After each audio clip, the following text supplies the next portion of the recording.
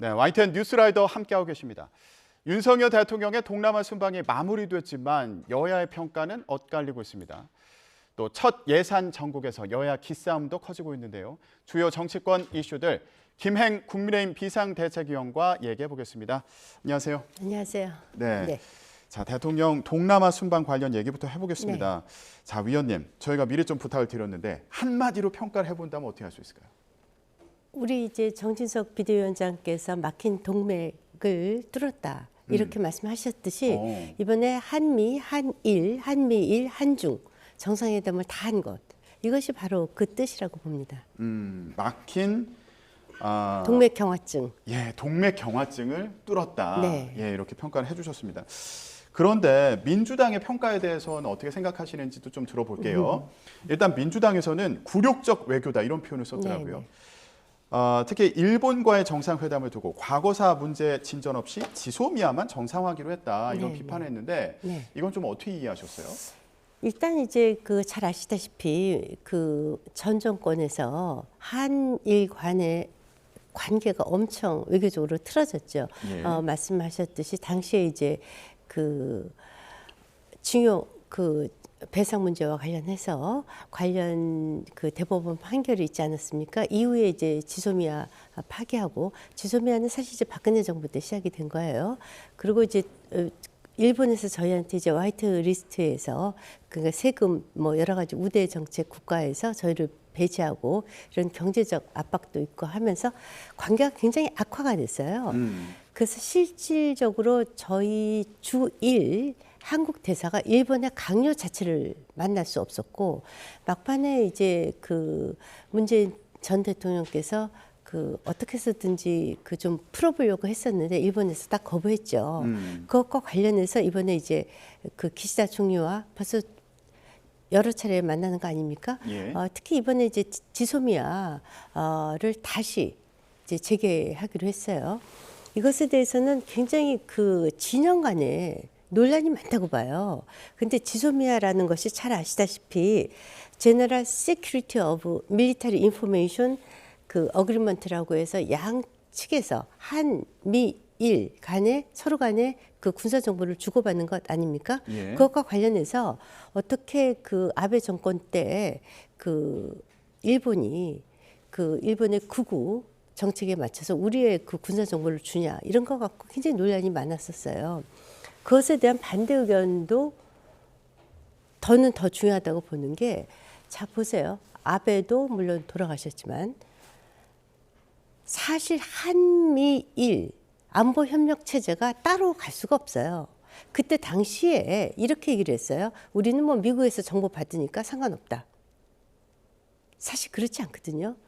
지금 그 북한의 도발이 어느 정도냐. 전후 처음으로 우리나라 영내를 도발했습니다. 그렇죠. NLL 이남으로 미사일이 떨어진 거 말씀하시는 미남으로, 거죠? 네. 예. 그것이 군사협정 위반이거든요. 그 정도로 위급하고요.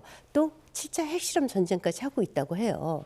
이럴 때 지소미아를 다시 재개키로 한 것은 그래서 특히 핵미사일, 탄도탄 미사일과 관련돼서는 정보를 저희가 잠수함 관련 정보 등등을 일본으로 받기로 하고 저희도 마찬가지로 일본에 필요한 정보를 주고 또 미국과 공유하고 해서 한미일 합동 군사 훈련도 하고 관련된 군사 정보를 공유하는 것은 지금 대한민국 안보에 있어서 가장 중요하다. 저는 이렇게 보고 있습니다. 예, 알겠습니다.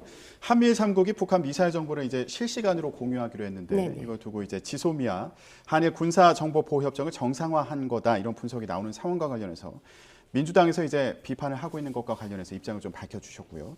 또 과거사 문제와 관련해서는 일단 민주당에서는 과거사 문제 진전이 없다 이렇게 주장을 했고, 네. 근데 대통령실의 설명을 보니까 강제징용 문제 해결책에 대해서 정상 간의 구체적인 논의가 오가진 않았지만 실무진 사이에 해법이 좀 좁혀지고 있다는 보고를 받았다 이런 의미로 해석한다는 취지의 설명이 있었습니다. 예. 자, 그럼 민주당에서요 그 미국과의 회담에 대해서도 평가를 하고 있는데 이 부분도 좀 어떤 의견이신지 들어볼게요. 네. 자, 민주당에서는 인플레이션 감축법, 그러니까 우리나라에 영향을 미치는 주요 내용을 보면 이제 북미산 전기차에만 세제 혜택을 준다 그래서 우리나라 전기차 산업에 영향을 미치는 거 아니냐 이런 우려를 낳고 있는데 이와 관련해서 미국 측에서 원론적인 입장만 밝혔다 이렇게 평가를 하고 있어요. 네. 예, 이 부분 어떻게 이해해야 될까요? 이제 사실 이제 지난번에 그 바이든을 만났을 적에도 이 얘기가 의제에 올랐다고 언론 보도에는 있었어요. 이번에 이제 또 다시 그 얘기가 있었는데 사실 이제 중간 평가가 미국의 이제 중간 선거가 막 끝나지 않았습니까? 사실 중간 선거가 있기 전까지는 예. 한미 간의 그 인플레이션 감축법과 관련해서 미국도 그 관련법이 의회를 통과해야 되고 의회를 설득해야 되는 문제점이 있지 않습니까? 예. 당시에는 뭐 많은 선거 결과가 또 공화당이 이길 것이라는 예측을 하는 부분도 있었었어요. 그렇기 때문에 바이든도 참 입지가 좁았을 것이라고 저는 생각을 해요. 예. 근데 이번에도 우리 한국의 기업이 미국 경제에 긍정적인 영향을 많이 주고 기여를 하기 때문에 긍정적으로 좀 전향적인으로 검토하겠다라는 답변까지는 받은 것 같아요. 예. 이제 미국의 중간 선거 끝났으니까 실무선에서 더 구체적인 협상이 있을 것이라고 믿어주시면 좋을 것 같아요. 예. 미국에서도 중간 선거 결과가 나온 만큼 이제 네네. 앞으로 본격적으로 좀 더 우리의 입장을 고려한 네. 예, 협상이 있지 않겠냐 이렇게 애초 전망을 이제 좀 해주셨고요. 예상보다는 예. 민주당이 더 좋은 결과를 얻었죠. 네. 자, 회담 관련해서 아까 앞서서 지금 미국, 일본, 중국까지 릴레이 회담을 한 걸 두고 이제 성과로 평가를 하셨는데 네네. 그런데 중국과의 정상회담에서요. 북한 문제와 관련해서 좀 입장이 서로 달랐던 거 아니냐 이런 네. 해석도 나오고 있어서 시진핑 주석 같은 경우에는 그 우리 정부에서 추진하고 있는 담대한 구상과 관련해서요. 북한이 호응을 하면 협력하겠다 이런 취지의 입장을 밝혔잖아요. 그렇죠. 예, 이거 어떻게 해석을 해야 됩니까? 이제 사실 이제 한중 간의 그 정상회담도 2년 11개월 만이니까 예. 이것도 정말 상당 기간 동안 양측의 관계가 굉장히 어려웠었다 이렇게 볼 수 있죠. 그런 의미에서 일단 동맥경화를 풀었다고 평가를 해주시면 좋겠고요. 그 담대한 구상이 이제 그 북한이 그 해결 관련 테이블 협상 테이블에 나오면 예. 우리가 식량의 전폭적인 지원 등 6가지를 지원을 하겠다라고 아주 전향적으로 어떻게 보면 지난 정부보다도 더 전향적인 그런 그 제안을 한 거거든요. 그 중국은 이제 시진핑 주석이 3연임에 성공을 했습니다. 예. 그리고 실질적인 장기 집권에 그 기틀을 마련하면서 등소평과 뭐 그 모택동의 반열에 올랐다 이렇게도 얘기하지 않습니까? 예. 등사오핑이라든가 마오쩌둥 반열에 올랐다 이렇게도 얘기를 하는데 그만큼 힘이 센 대통령인데 그 한 번 만난 걸로 북한을 딱 자르고 그럼 한국 네 원하는 대로 다 해줄게 이렇게 얘기할 수는 없죠 외교가. 그러니까 이제 앞에 문구가 있긴 합니다. 북한이 동의한다면 예. 그것은 그래도 우리 정부 측에서는 상당히 긍정적인 답변을 받았다 이렇게 평가를 하는 거죠. 예. 대통령실 관계자 설명 보니까 북한이 받아들이는 순간 전폭적으로 힘을 보태겠다 이런 의미로 해석을 하고 있다. 이렇게 전해지고 왜냐하면 있더라고요. 지금 북한이 경제가 굉장히 안 좋고 특히 식량 부족 이제 바로 겨울이 오지 않습니까? 예. 그래서 아마 상당한 그 국제사회 특히 저희 대한민국의 도움이 필요하지 않을까 이렇게 생각을 합니다. 예. 그래서 좀 상황의 변화가 있지 네네. 않을까 이렇게 전망을 좀 해주셨고요. 자, 순방 중에 국내 정치권에서는 김건희 여사 일정을 두고 또 논란이 네네. 뜨거웠습니다. 민주당의 공세가 이제 이어졌는데 네. 장경태 의원 같은 경우에 이제 발언이 논란이 되면서 네. 지금 윤리위에 제소를 한 상황인 거죠. 네네. 예, 지금 이 논란 좀 어떻게 보셨어요? 이제 그 뭐 빈곤 포르노 이런 얘기를 하지 않습니까? 그게 사전에 있는 얘기예요. 예를 들자면 이전에 한참 전에 그 세계적인 국제 구호 기구 등에서 그 아주 그 거의 기하선상에 있는 아이들을 막 그 광고 CF에 내놓고 해서 모금을 주도했다. 예. 그럴 때 이제 나온 얘기죠. 예. 그것이 사전에 그 얘기가 없다는 게 아니라 대한민국의 영부인이 다른 나라에 가서 그 나라의 어린 아이를 돌보면서 그래서 사실 모금이 많이 쏟아졌다고 해요. 예. 그걸 우리 대한민국이 갖고 옵니까? 영부인이 갖고 옵니까? 아니잖아요. 국제 구호 단체가 일부 그 비난을 받았던 것은 그 구호 단체의 그 모금 액수를 늘리기 위해서 그러한 사진을 썼다 이거거든요. 순수한 그 대통령 배우자의 그 의도를 보지 않고 이것은 마치 달을 보려했는데 손가락 보는 것 같아요. 그러니까 진정성을 폄훼하는 그런 상황이다. 그렇죠. 네. 그런 그리고 말씀이시군요. 특히 예. 그 중에 한 어린이는 한국으로 데리고 와서 우리나라로 데리고 와서 저희가 그 추가로 치료해주기까지 이렇게 했지 않습니까? 예. 그것을 좀 얼마든지 그 아름다운 미담을 이렇게까지 폄하하는 것은 저는 민주당이 진짜 김건희 여사의 스토커 같아요. 민주당의 지금 본 직업이. 아니 이렇게까지 여사의 일거수일투족을 뭐 웃음거리 웃음 짓는 거 옷차림 뭐 하나하나 이렇게 스토킹을 할 수가 없어요. 예. 예. 알겠습니다. 지금 다른 일도 바쁘실 텐데. 예. 지나치게 김건희 여사, 그러니까 대통령 배우자에 대한 비판에 네. 너무 힘을 쏟는 거 아니냐 이런 지적을 네. 해주셨고요. 대통령의 속내도 좀 궁금한 부분이 있어서요. 네. 자, 귀국할 때요. 이상민 행안부 장관과 이제 악수를 하는 그 장면이 또 언론의 관심을 많이 받았어요. 이상민 행안부 장관 거취에 대해서도 지금 정치권에서 관심을 두고 있기 때문에. 근데 윤석열 대통령이 고생 많았다 이렇게 얘기한 걸로 이제 전해지고 있습니다. 네. 위원님은 어떤 의미라고 좀 해석을 하세요? 아니 제가 그 여쭤봤어요. 청와대 아니 대통령실 쪽에. 아, 그랬더니 그렇습니까? 그때 당시에 이제 예.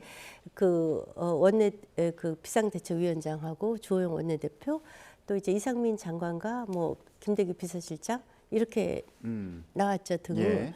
근데 그때 뭐 김대기 비서실장이라든가 또 그 이진복 정무수석 그분들한테도 수고했다고 하셨대요. 예. 네, 그러니까 특별히 이상민 장관한테만 한 얘기가 아니에요. 그러면 뭐 특별한 의미를 부여할 정도는 아니다 뭐 이렇게 네네. 이해해도 네, 되겠습니까? 네네네. 근데 일부에서는 이거 유임의 제스처다. 아니 그것이 진짜 예. 그 너무 지나친 확대 해석이라고 저는 봐요.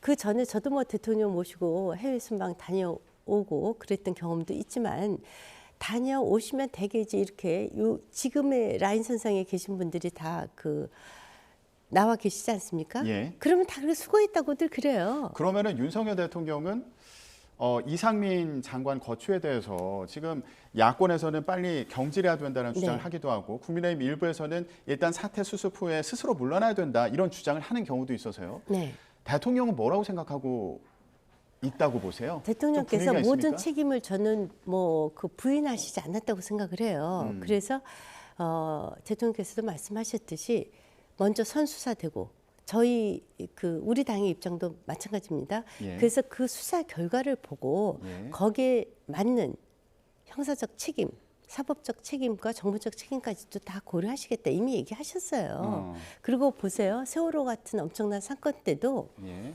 당시에 이주영 예. 해양수산부 장관께서 136일 만에 다 사건 사고 다 수습하시고 예. 그리고 그 물러나셨어요. 예. 근데 본인들의 명예도 있고 또 저는 이상민 장관도 명예를 중시하는 분일 거라고 생각을 해서 만약에 책임 소재가 거기까지 가지 않는다라고 하면 저는 무리하게 장관까지 꼭 내쳐야 되는 것은 맞지 않다고 봐요. 그래서 일단 수사 결과를 국민들이 납득할 수 있는 선까지 하는 것이 제일 중요하다고 봅니다. 예. 지금 경찰특별수사본부에서도 이상민 장관에 대해서 본격적으로 수사를 할 것인지 이 부분도 관심인데 만약에 수사가 진행이 된다면 그 결과에 따라서 이제 결론을 내리는 것이 마땅하다. 그리고 그렇죠. 대통령의 이전 발언도 그런 의미로 해석이 된다. 네네네. 그리고 악수할 때 고생 많았다. 그리고 왜 출국할 때 팔을 이렇게 툭툭 두 번 친 건 두고도 이제 네네. 친근감의 표시다. 뭐 네. 이런 얘기도 있었는데. 기자분들이 이제 눈이 예민하니까 예. 예리하게 보신 것 같은데 그 귀국하실 때 다른 분들한테도 그렇게 얘기하셨대요. 알겠습니다. 기자들이 좀 더 이런 모습을 가까이서 관찰할 기회가 많다면 네. 좀 더 여러 가지 네. 분위기를 잘 전달할 수 있을 텐데 일부에서 또 순방 과정에서 그런 부분이 제한이 많이 됐다 이런 좀 네. 아쉬움을 표하기도 해서요. 네. 예, 이 부분에 대해서는 간단히 의견 좀 어떠세요? 글쎄 여하튼 지난번 그 방미 때 우리 정부나 우리 당 입장으로서는 특정 언론사 때문에 국익에 굉장히 손해가 많이 갔다라고 진심으로 생각하고 있습니다. 그리고 이제 정말 대통령의 그 외교 활동은 그 어느 것보다도 중요하거든요. 이번에 특히 한미, 한일, 한중 정상들은 물론 아세안 정상들까지 다 만난 이런 자리에서 조금도 실수가 없기를 바라는 그런 준비였었다고 이해해 주시면 좋겠습니다. 예. 하지만 또 이게 취재를 지나치게 제한했다 이런 비판도 나오고 있는 상황이어서요. 근데 특히 예. 이제 한중 같은 경우에는 사실은 전속만 들어가는 경우도 많아요. 예민한 것들이 많아서. 예. 네. 알겠습니다. 앞으로 이제 이번에 또 논란이 많았으니까요. 앞으로 어떤 상황이 또 전개되는지 그리고 언론과 그리고 또 여론이 또 전달한 그런 메시지를 또 잘 받아들이시는지 또 한번 살펴보도록 하겠습니다. 앞으로 네, 어떻게 네, 그래야죠, 상황이 당연히. 예, 지켜보겠습니다. 예, 정치권 이슈 여기까지 얘기 나누겠습니다. 김행 국민의힘 비상대책위원과 함께했습니다. 고맙습니다. 네, 고맙습니다. 네.